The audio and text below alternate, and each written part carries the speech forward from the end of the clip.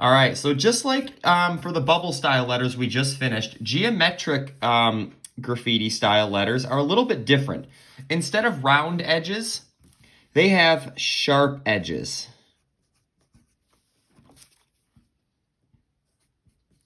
And instead of ovals, I want you to think about using squares and triangles.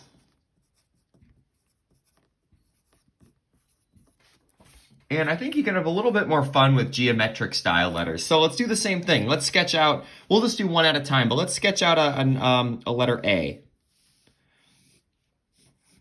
Okay? And just like the bubble letter, you want to transform each of these lines into a shape. So this one right here, I want to transform it into kind of like a square or a rectangle. And notice how I made one end of it smaller than the other. That's just what I chose to do. That's just kind of the style that I wanted to go with.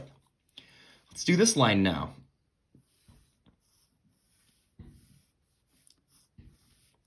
And then right in the middle, we can do the same thing. And then take your eraser and you can erase the really sketchy lines on the inside. You know, and then kind of redraw this a little bit. We're going to do some really cool things with these geometric letters in a little bit. Now, you can do a couple of things.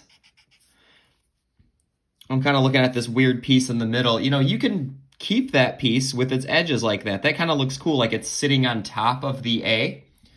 Or, you know, you can erase it completely, like that.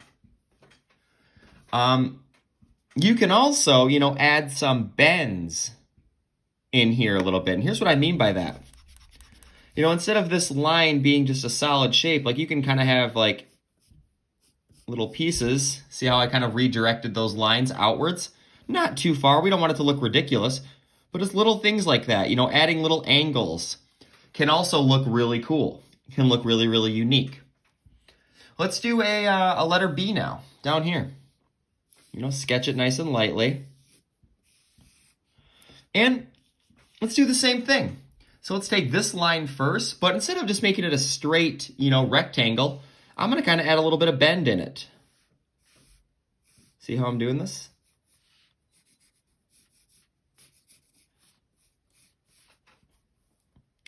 And then instead of having these parts of the B be round, I might kind of draw them with sharp edges instead. Kind of like that. And I've spent some time erasing the inside out. And then, you know, whatever you want to put on the inside. You know, triangles, diamonds, parallelograms.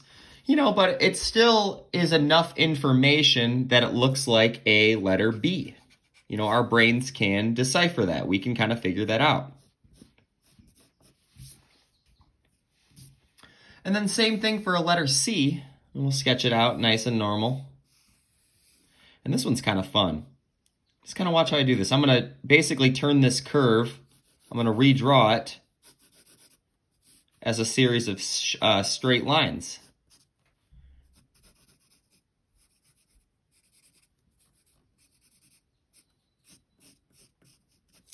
You know, there we have it.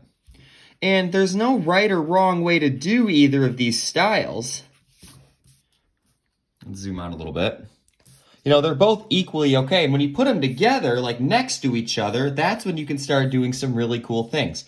So we've got bubble style and geometric style letters right there to work with.